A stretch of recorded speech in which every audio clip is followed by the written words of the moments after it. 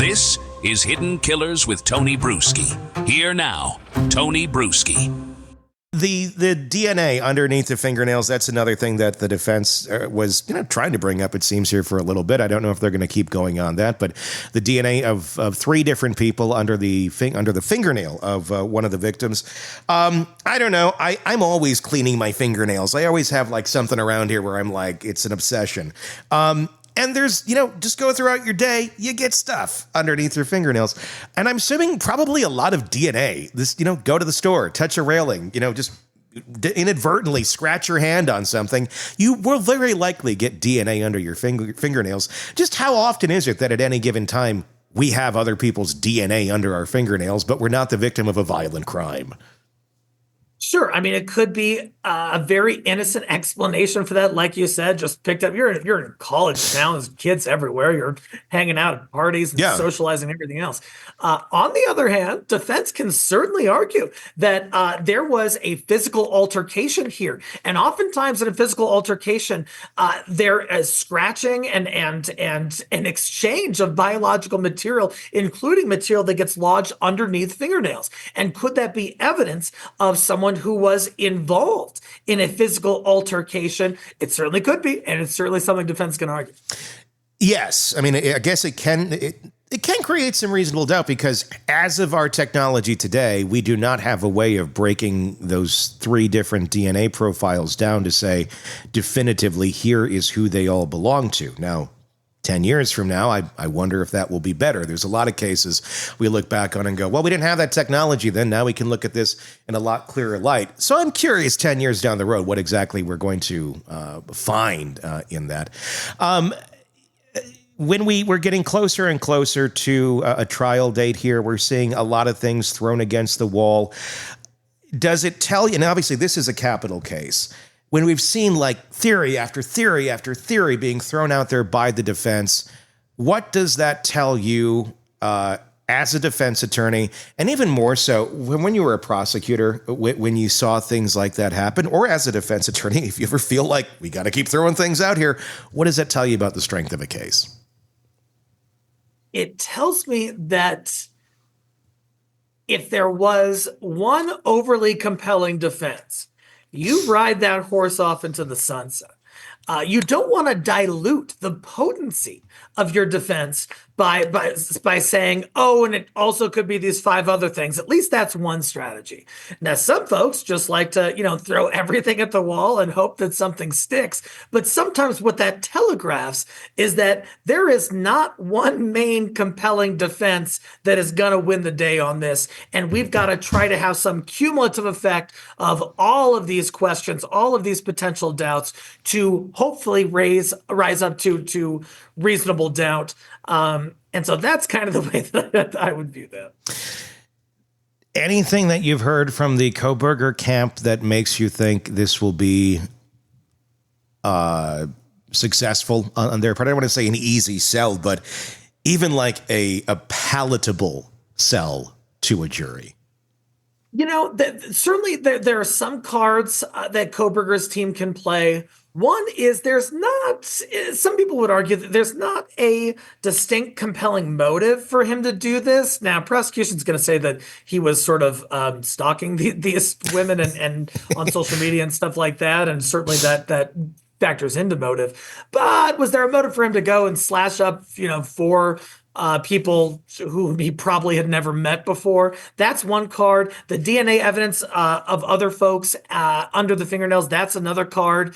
But overcoming the DNA on the knife sheath is going to be difficult, and I don't think the planning argument is going to get him there. What are you most interested in seeing in terms of discovery, evidence, all that has not been made public yet? What do you think could really seal the deal here against Kohberger? And in theory, is there anything out there that you think maybe is in the back pocket of Ann Taylor? I would think we would have heard it by now, but let's just say there's something out there.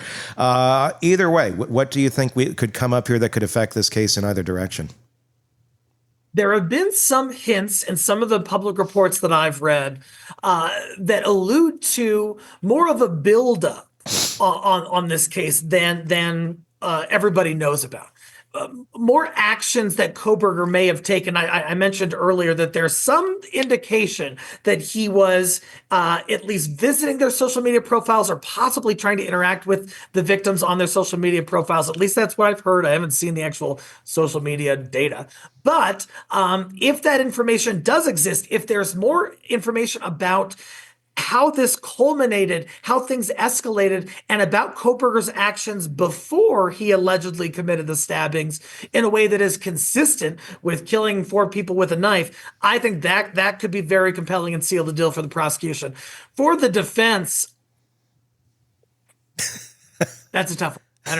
I'm not sure. It's kind of like I can't think of a card that some joker in their back pocket that I can't conceive of that's gonna show he's innocent. Surprise, we have video of him in Hawaii with Chad and Lori Daybell, and they're all on the beach together having a great time. We just decided, well, we didn't think that was compelling enough, but we'll show our cards now. Be a nightmare blunt rotation. Exactly. Yeah, there's not a lot that looks good here. The knife itself, the purchase, that is something I'm very curious about. If it happened, if there is an Amazon receipt or Target or whatever the hell he may have bought it at, that seems like that could seal the deal pretty good. There are some people out there who have claimed that they have inside knowledge that is there. Again, just an allegation, but from some pretty trusted sources. Obviously, that would be pretty damning if in fact that was there. And the fact that you have Ann Taylor, is it normal for someone to get ahead of something and say, we want the exclusion of his Amazon searches, and there was a ton of online things they wanted out, Google searches, everything, anything that like could point to, hey, maybe he bought this knife, or any sort of other conversations about what may have happened that may be out there in the ether. They're requesting early on that should not be into evidence. If there's nothing to hide in those areas, why would you be requesting that we can't look at your Amazon search history? There's plenty of crimes out there where no one even asks for that because there's nothing to see there, and you would know that on a defense end. But if you know there's something there that may not look very good, of course, they're going to request to not have that in the case. By even stating that let's not look at Amazon, does that tell us there's something at Amazon? It certainly could. On the other hand, some defense attorneys are very adamant about the rule of law and about the Fourth Amendment's protections against unreasonable searches and seizures. And perhaps Ann Taylor believes that there was not enough evidence to get into Amazon searches. There's a big controversy now with the government saying, oh, we think a person did something, so let me look at every aspect of their phone, their entire digital footprint for their whole life. And defense attorneys are pushing back and saying, hey, we do not want to establish that trend in criminal justice. That could be another reason why she would want to exclude those items. Is that a legit argument, though? I mean, look, it's just another way of looking at information. In the past, before we have digital receipts and a far more detailed way of looking at everything we purchased, it would have just been a warrant to go and search a property and look for physical receipts that maybe somebody has in their trash, in their counter, in their drawer, wherever, looking for that exact same data, but we just now happen to store it in different ways. Are things like that they're asking for because they're digital? Is that really a crazy request or something that, look, this is how the world works today. We better just get along with it and accept that if we committed a crime, there's a lot more places that we leave evidence than you would have had in 1982. Absolutely. And that's a fair argument. And many courts have really cited that rationale for allowing broad digital device searches. On the other hand, we also don't want a system where somebody's suspected of committing a crime, presumed innocent, and the cop thinks like, hey, I bet there is some evidence as to motive in his house. Judge, let's go look at every single thing in his house, every compartment, every closet, every drawer. They're probably going to find something. That's not what meets the level of articulable probable cause. Mm-hmm. And that principle can be translated to a cell phone. Some folks are saying, hey, we don't want to allow that broad access for those reasons. Is it that broad on a cell phone? I mean, it's dialed down to communication. I mean, if there's something that involves the crime and you find it, great. I mean, it's one thing if you go out. I mean, it certainly does open more windows to blinders and just taking in information that you think fits a situation, even though it may not, because obviously that does happen sometimes. The more information you have, the more convoluted it could be, but also the more telling it can be, the more concrete it can be, simply because we have more things to take a look at. Oh, certainly. And I think one question on that becomes, does the government have a right to take a look at it? Certainly they would want to. And certainly there are good reasons for thinking that, hey, we want the government to look at everything and get the most comprehensive cachet of evidence that it can. On the other hand, some people, their cell phones are very intimate to their lives, that maybe they're texting somebody about having AIDS or something, or maybe there is information that they are with some rogue political group. And that information can also get into the hands of the government if we allow too much unfettered access. And I think that is the concern on behalf of the Defense Department. So you can't have AIDS and you can't belong to a crazy government group. That's the new rule. I'm kidding. but I get what you're saying. Yeah, where it could go into the wrong hands, or could be looked at as something entirely different that really has nothing to do with the case, that I guess one could, put into some other category and use against someone.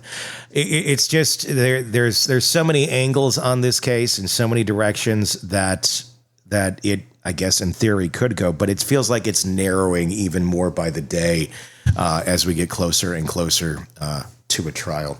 Eric Faddis, defense attorney, former prosecutor, thank you for your insight on this ever crazy growing case. My pleasure. The latest true crime stories, expert breakdowns, and shocking twists, all in one place. Press subscribe now to the Hidden Killers podcast and True Crime Today.